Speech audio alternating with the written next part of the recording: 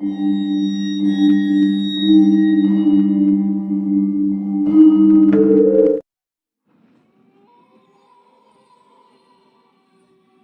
के 11 बजे का वक्त था और मैं इस तरह बेखबर सो रहा था जैसे गधे घोड़े सब बेच दिए हों। न जाने ख्वाबों में कौन से जजीरों की सैर कर रहा था जब फ़ोन की मुसलसल बजती घंटी ने मुझे झंझोड़ कर होशो हवास की दुनिया में ला पटका। अपने ख्वाबेदा असाब को बामुश्किल कंट्रोल करते हुए मैंने फ़ोन उठाया। अस्सलाम वालेकुम, हस्बे आदत मैंने सलाम किया। वालेकुम अस्सलाम, कैसे हो तलहा बेटा, क्या कर रहे थे? जवाबन मुझे अब्बू जी की संजीदा सी आवाज़ सुनने को मिली। सो रहा था अब्बू जी, आप लोग खैरियत से पहुंच गए। और फिर जो उन्होंने बताया उसे सुनकर कदमों तले से ज़मीन निकल गई। उनकी गाड़ी रास्ते में एक हादसे का शिकार हो गई थी और इस वक्त वो सब हॉस्पिटल में थे। अगरचे बकौल उनके फ़िक्र की कोई बात नहीं थी, वो सब मामूली ज़ख्मी थे, लेकिन उनका परेशान लबो लहजा और गैर मामूली अंदाज़े गुफ्तगू मुझे किसी अनहोनी का पता दे रहे थे। लिहाजा मैंने फ़ौरन रवानगी का प्रोग्राम बनाया। अगरचे अब्बू जी इस वक्त मुझे सफ़र से मना कर रहे थे, लेकिन मेरा रुकना अब नामुमकिन हो चुका था और दिल चाह रहा था कि उड़कर उनके पास पहुंच जाऊं। मेरे वालिदैन, खाला, खालू, मेरी छोटी बहन सब करीबी रिश्तेदारों की शादी में शिरकत करने आज रात ही हैदराबाद रवाना हुए थे। मैं अपने इम्तिहानात की वजह से घर पर रुक गया था। मेरी खाला और खालू हमारे घर से 2 गलियां छोड़कर ही रहते थे और हमारे इनसे बहुत खुशगवार मरासम थे। खाला खालू नहायत शफीक, पुरखलूस और ज़िंदा दिल थे। अल्लाह ताला ने उनको हर दुनियावी नेमत से नवाजा था सिवाय औलाद के, लेकिन उन्होंने इस कमी को अपनी ज़िंदगी का रोग बनाने की बजाय तकदीर का लिखा जानकर इससे समझौता कर लिया था।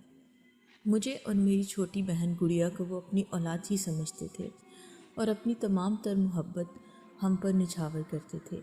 नतीजन हम दोनों भी इन्हें वालिदैन जैसा ही मुकाम देते थे। मैंने रात भर जाग कर पेपर्स की तैयारी की। पेपर्स के बाद जब मैं घर आया तो सबके साथ इतना मसरूफ़ रहा कि वक्त गुजरने का पता ही नहीं चला।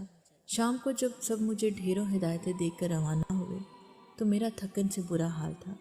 रात का खाना खाकर नमाज अदा करते ही मुझ पर नींद का इस कदर शदीद गलबा हुआ कि मैं लम्हों में गाफिल हो गया।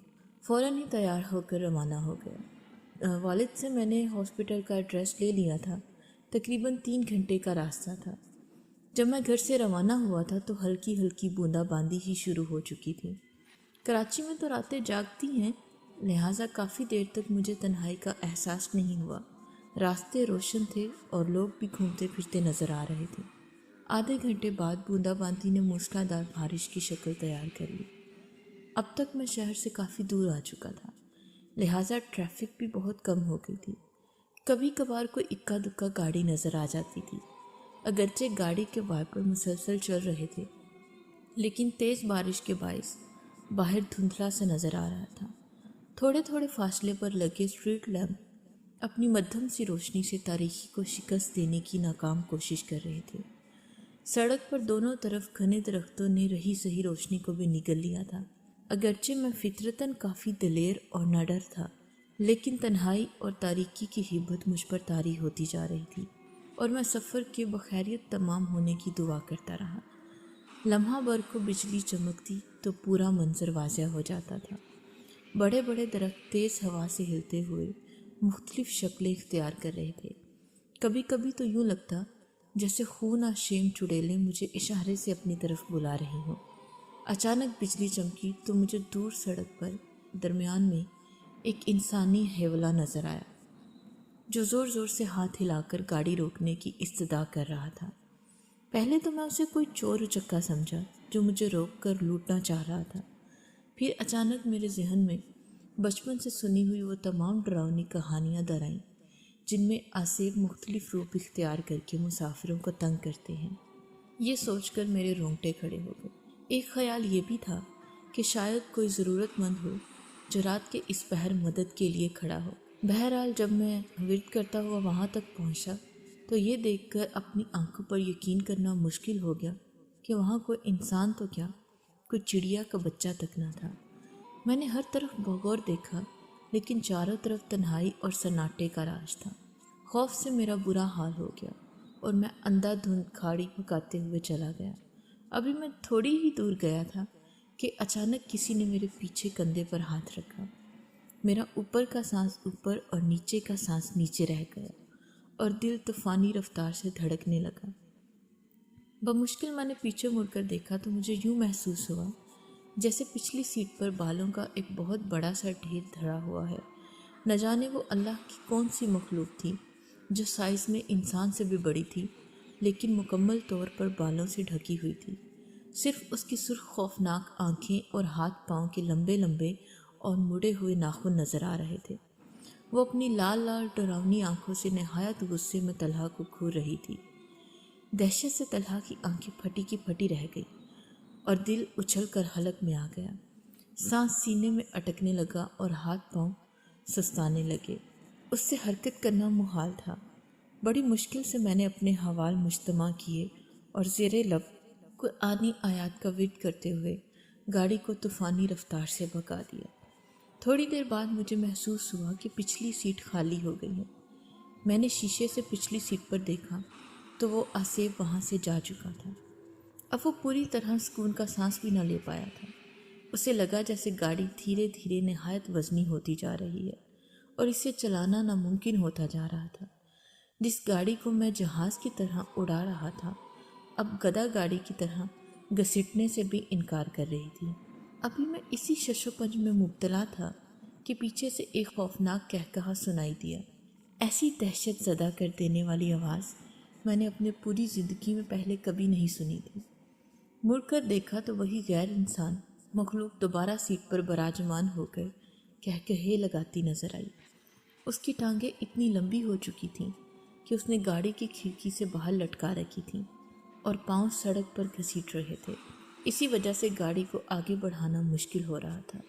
یہ دیکھ کر میری ریڑھ کی ہڈی میں خوف کی لہر دوڑ گئی اور میں نے آواز بلند قرآنی آیات اور آیت الکرسی پڑھنا شروع کر دی۔ تھوڑی دیر بعد گاڑی پھر ہلکی ہو کر تیزی سے رواں دواں ہو گئی۔ اس کے بعد گاہے بگاہے یہ تماشا چلتا رہا۔ کبھی وہ بلا پیچھے اور کبھی آگے میرے ساتھ والی سیٹ پر نظر آتی، کبھی قہقہے لگانا شروع کر دیتی اور کبھی نہایت غصے سے مجھے گھورتی رہتی۔ میں نے دعاؤں کا ورد جاری رکھا اور تیزی سے گاڑی بھگاتا رہا۔ گھنٹے بھر میں شہر کے آثار نظر آنے لگے تو وہ مخلوق یکا یک غائب ہو گئی۔ میں نے اللہ کا شکر ادا کیا کہ میں بخیریت بغیر کوئی نقصان پہنچائے میرا پیچھا چھوٹ گیا۔ ابھی میں ہاسپٹل سے 15 منٹ کے فاصلے پر تھا کہ مجھے شوق لگا۔ رات کی تاریکی اور موسلا دھار بارش میں خالو ایک اسٹریٹ لیمپ کے نیچے کھڑے نظر آئے۔ میں نے بریک پر پاؤں دبایا تو گاڑی سڑک پر دور تک گھسیٹتی چلی گئی۔ خالو تیز تیز چلتے ہوئے آئے اور فرنٹ سیٹ کا دروازہ کھول کر میرے ساتھ بیٹھ گئے۔ اتنی بارش میں کھڑے ہونے کے باوجود ان کا لباس بالکل خشک تھا۔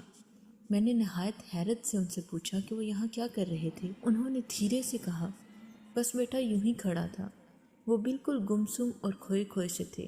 باتوں کے انتہائی شوقین اور بات بات پر زور سے قہقہے لگانے والے خالو بالکل خاموش تھے، سوچ سوچ کر بمشکل چند الفاظ ادا کر رہے تھے۔ میں نے ان سے سب کی خیریت پوچھی تو وہ گویا ہوئے، ہاں بیٹا سب بالکل ٹھیک ہے، تم فکر نہ کرو، تم سے ملے بغیر جانے کا دل نہیں چاہ رہا تھا تو میں چلا آیا۔ میں حیرت سے سوچنے لگا کہ وہ کہاں جا رہے ہیں، لیکن ان کی حالت دیکھ کر میں نے مزید پوچھنا مناسب نہ سمجھا۔ مجھے لگا کہ ایکسیڈنٹ نے ان کے حواس کو متاثر کر رکھا ہے۔ میں خود بھی ہاسپٹل پہنچنے کی جلدی میں تھا، لہٰذا خاموشی سے ڈرائیو کرنے لگا۔ جب پارکنگ میں پہنچ کر میں اترنے لگا تو یہ دیکھ کر میری سیٹی گم ہو گئی کہ برابر والی سیٹ خالی تھی۔ میں تیزی سے ہاسپٹل میں داخل ہوا تو سامنے ہی میرے والد نہایت دل گرفتہ حالت میں کھڑے نظر آئے۔ میں خالو کے بارے میں بتانا چاہتا تھا لیکن وہ خاموشی سے تیز تیز چلتے ہوئے مجھے اندر لے گئے۔ کمرے کا منظر دیکھ کر مجھ پر سکتہ طاری ہو گیا۔ سامنے ہی بستر پر خالو کی لاش رکھی تھی جو روڈ ایکسیڈنٹ میں موقع پر ہی دم توڑ گئے تھے۔ امی اور خالہ مجھے دیکھ کر لپک آئیں اور مجھ سے لپٹ کر پھوٹ پھوٹ کر رونے لگیں، لیکن میں اپنے حواسوں میں ہی کب تھا جو انہیں تسلی دیتا۔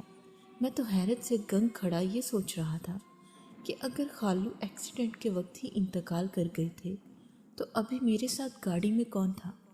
کیا ان کی محبت واقعی اتنی شدید تھی کہ ان سے ملے بغیر جانے کا دل رضامند نہیں تھا؟ یہی وہ معمہ ہے جو کبھی مجھ سے سلجھ نہیں سکا۔ اگر آپ کو یہ کہانی اچھی لگی ہو تو مزید ایسی سٹوریز کے لیے ہمارے چینل ہارر سٹوریز کو سبسکرائب کریں۔